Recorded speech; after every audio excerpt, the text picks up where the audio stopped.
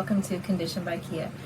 So today I'm going to be talking about the top reasons I have found as a personal trainer why most people are not losing weight. So if you find yourself hitting a roadblock that you know you're working out hard every day, you're putting in the hours, and you're also eating pretty decently, but you're still not losing weight and you're still not making any progress, here are some of the top reasons I have noticed or observed over my past 6 to 8 years as a trainer. Number one is, do you do aerobics and weightlifting? So many people do one or the other, and it works sometimes, but for the most part it is meant to work in correlation with each other. You need one and you need the other. Weightlifting, great for your bones, great for your muscles, great for body control, muscle control, and cardio, great for your heart, it's great for your lungs, great for your blood flow. And when you combine all of those things together, your body's going to be top shape. But what most people find is either they're doing so much cardio and not enough weight training, or they're just doing a ton of weight training but with no cardio. They're finding that they're not really achieving the results they want. So if you combine the two within a range of about 150 minutes altogether, so about 75 and 75 of each every week, or if you want to go even more than that, that's even better for you. But by combining the two, you'll achieve much better results, and you will find that your body burns more carbs, burns more fat, and just has a better time of helping you to achieve your goals. Do you spend more time sitting versus standing and moving? So many of us have a sitting day job or a work at home job where you're sitting a lot of hours. And when you think about it, if you have an office job or some job that you're sitting in almost 8 hours a day, if you're doing that plus the sitting down in your car while you're driving, plus the sitting down when you come home after relaxing, and then you think about it, how many steps did you take during that day? If you do about 5,000 to 10,000 a day, you're going to keep your body in good motion. Sure, you can do your 1 to 2 hour workout in the morning, but did that workout cover 5 to 10,000 steps a day? It is definitely recommended to do at least 5,000 and up to 10,000. That's like the recommended range of steps per day. You can do this with your phone, you can do this with a watch, or you can just kind of calculate in your mind how many hours you spent sitting versus standing.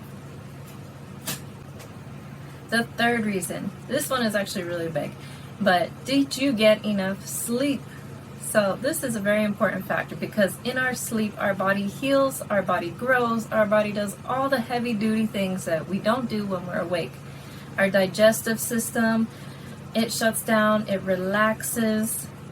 Our brain is still running, of course, but all the muscles in your body, they're relaxed and they're growing and they're healing. So if you are a person on the run all the time and you find that you only get maybe 5 hours or less every day, eventually it will catch up to you. Your stress levels are going to be higher than most people's, and you're going to find just a bunch of different things that you're just tired, exhausted, and all that can be conquered with just getting 8 hours of sleep every day. And I know that there's a lot of research out there that says adults need 6 hours, but if you think about it, with the amount of stress that we have in our lives today, 8 hours is way better for our bodies to find that balance again during our sleep. So get your sleep in, plan for 8 hours of sleep, and if you know you're going to take a bit to fall asleep, lay down and relax ahead of time, if it's possible. Number 4 is going to be stress levels. Stress can kill so many things inside of your body. When your stress levels are too high, your cortisol levels are too high. Cortisol is a stress hormone. It's kind of like the opposite of that fight or flight hormone that you get, the adrenaline rush. But cortisol, it affects many things in your body, including your digestive system.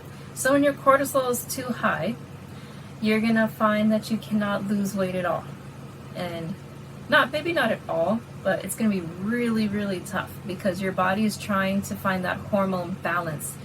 And if your hormones are out of balance, they're going to be out of balance not just in one spot of your body, but in many spots of your body. It's not going to burn the fuel necessary. It's not going to have a healthy digestive system. And all of your body systems have to correlate and run well with each other. So the best way to deal with that is you have to lower your stress levels. So whether that means you take an hour every day to just chill, do your favorite things, or if you're already doing that and your stress levels are still too high, I've heard and used actually this ashwagandha tea, and that one seems to be like kind of the most natural substance I can think of. There's many different things to that tea, so I would definitely recommend to do your research on it instead of just jumping and buying supplements. So do your research on it first, as always. But definitely find ways to lower your stress if you know your stress is too high, because high stress levels will not let you lose weight easily. So number 5, are you eating enough protein? So yes, as a personal trainer, I do love protein. I recommend everybody eats protein. And I even have a full-on article about protein. Protein is great. It builds muscles. It does so much for your body. But of course, you have to have it within a balance in your body. You can't have an extreme amount of protein with no carbs. You have to balance it out. So with protein, if you're not getting enough protein throughout the day, then that means you're going to have lower energy. And the reason for that being is protein breaks down into amino acids. Those amino acids are going to help you with energy production within the cells, and it's also going to help you with hormone production. And that is a big thing right there, because if your energy is low and you're not making enough hormones because you don't have enough protein, then you're not going to find an easy way to lose weight either, because you need a balance of hormones to lose weight. You need the energy for your muscles to grow. You need the energy to properly burn the fat off of the body. So make sure you get your protein in, and that is always recommended 20 to 25 grams per meal. So it is recommended 1 gram of protein per pound of body weight. Now, this may seem like an impossible feat for many people, but let's give an example. For the average person who is about 160 pounds, 180 pounds, and if you're only taking in about 50 grams of protein a day right now, I wouldn't suggest going from 50 to 180 by the next day. Increase it over time. And throw things in, like throw nuts next to your salad. Throw in another shaker of protein as a snack. Find ways to fit protein within every meal or within a snack. And that's a good way to incorporate more protein, especially if you're working out hard. You're going to need that for muscle rebuilding and tissue rebuilding. Okay, so number 6, are you eating too many calories? Is pretty big one, because let's say you're working out very hard. You do about 1 to 2 hours of exercise a day. Your appetite will pick up. It's a natural thing, because your body's saying, hey, I need more. I need more energy. I got to do this. So what you eat makes a big difference. So sure, you can eat a lot during the day. You can eat 5 to 10 times during the day, but you have to eat smaller amounts during the day. And those smaller amounts cannot be so calorie dense if you're eating a lot. If you're eating maybe like 3 meals, then they can be a bit more heavy. But if you're eating between 5 and 10, they need to be smaller throughout the day.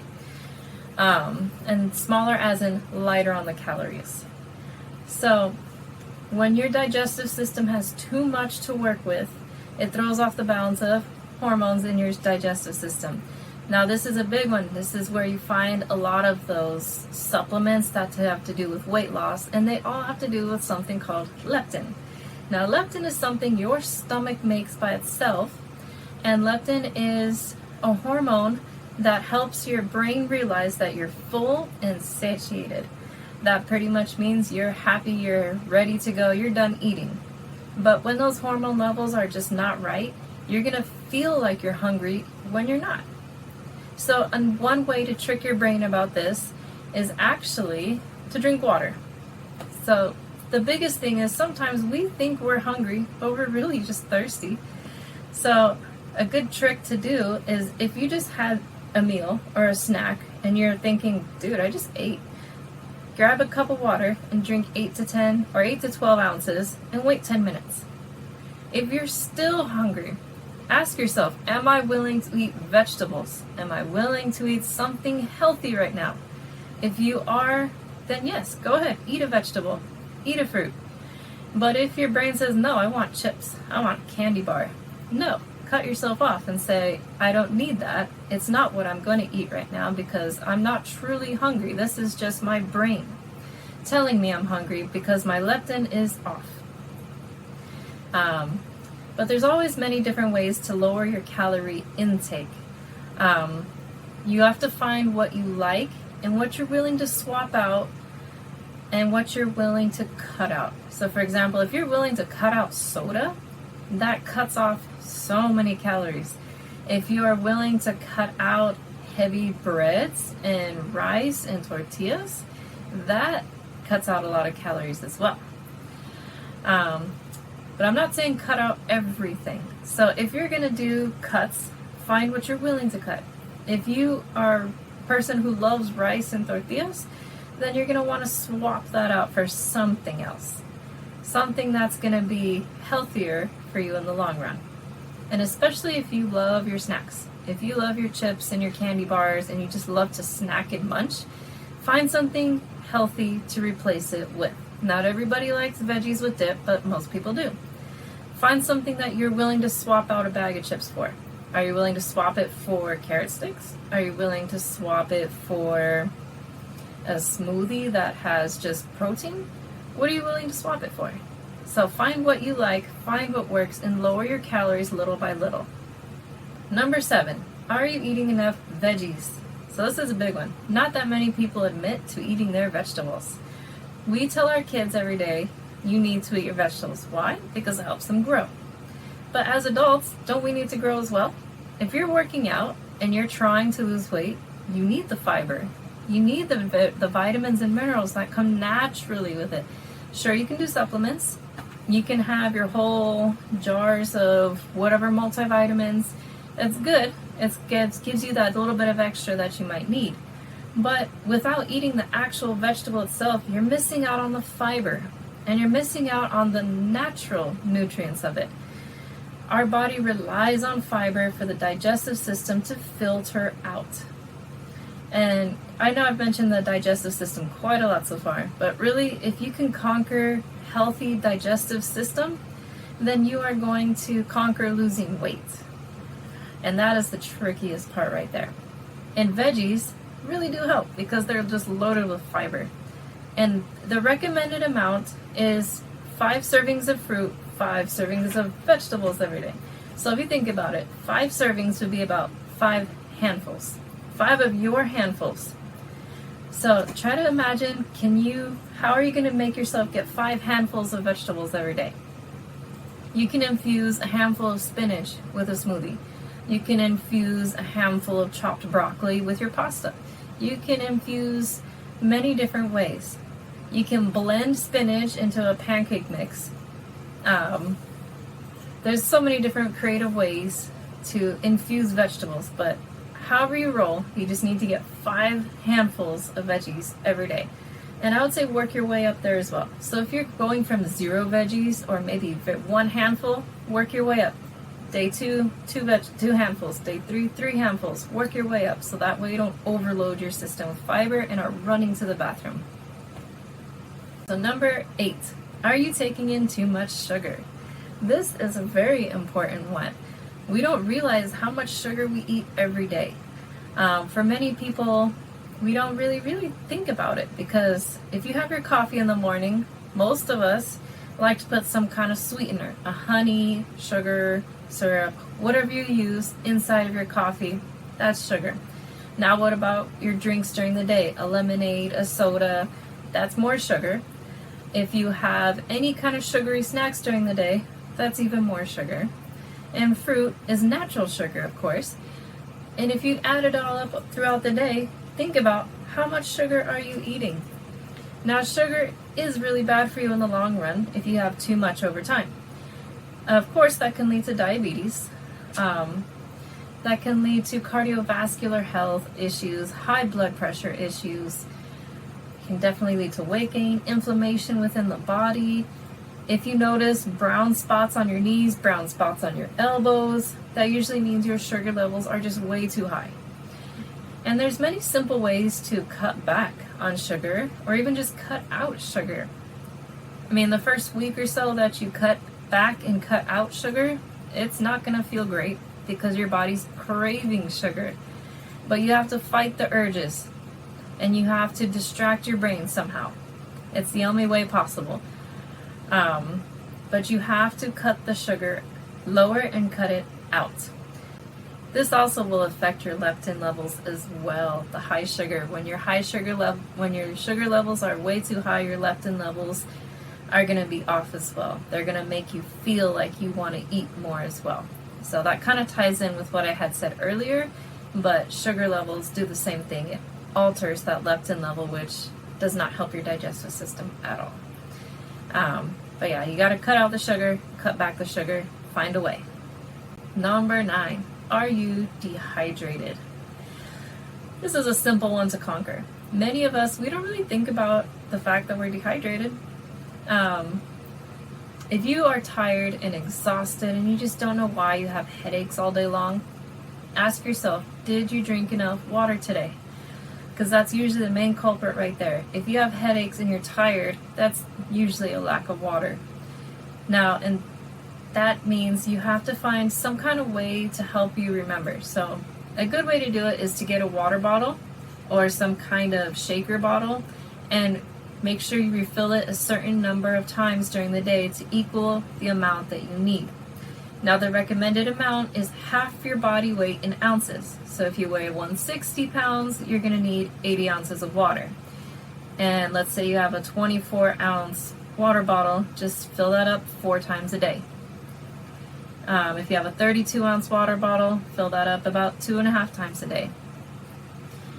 And that does not include other drinks. Water infused with something else is not pure water. When you drink pure water inside of your body, it filters through your liver. And there, it can clean everything out. But it does not work if you put it with lemon. Like if you have a lemonade, which has lemon and sugar, of course, that's not going to help filter out the liver as pure water would. So you need the pure water aspect. So either grab a chart and fill it in during the day, or you can use a water bottle system that you refill. But in general, you need to work your way up to half your body weight in ounces. And when I say work my way up, I mean work your way up. So if you only have about 8 ounces a day, or if you're having a very small amount like that, slowly increase it every day. That way you're not running to the restroom and feeling like you have to go to the bathroom every 30 minutes because you went from 12 ounces a day to 80 ounces. It's a lot on your stomach. You're going to feel bloated. You're going to feel like you have to run every 30 minutes. It's just not comfortable. So if you work your way up, you allow your body to adjust. So stay hydrated and help your body. Lastly, do you drink too much alcohol? Now, this is a big one for many adults. Obviously, alcohol can lead to high blood pressure, and depending on the drinks that you drink, it can lead to high sugar levels. It can lead to heart disease problems, and usually you will see reddening of the face when you have high blood pressure due to alcohol, and you will notice inflammation within your body as well. You're going to feel bloated. The CDC recommends 2 drinks per day for men and 1 drink per day for women. Now, as a personal trainer, I recommend even less than that, just because it's not that good for your body. They're empty calories. There's nothing that's going to help your body with alcohol. Sure, it tastes good, and sometimes people claim that it helps their stress levels, but it really does not. All it does is it makes you feel good for the moment, and that's it. But if your stress levels are too high, you need to find a different way to relieve that stress or get it out. Exercise can help. For some people, exercise just makes you feel even more agitated. But if exercise helps, go at it. Go at the punching bag. Release your stress. Do some weightlifting. Do some running. If exercise does not help you relieve stress, then lay down. Listen to calming music. Find ways to help your body relax. And there's many different ways, but you have to find a way to cut back and let go of drinking so much alcohol, because over time, alcohol is not going to help you to lose weight. It's going to be very hard to lose weight over time. Alright, so now that we've gone through that list of 10, I'm going to have that description of questions in that box below. Go through those questions and ask yourself each one and figure out why you're not losing weight. And if you need help or accountability or just want to figure out ways to help you out personally, feel free to message me, feel free to DM me on Instagram, or you can even check out my website right there and get in contact with me. I'd love to talk to you. Feel free to subscribe, click that like button, and I will see you on the next video. Thanks for tuning in. Have an awesome and wonderfully blessed day.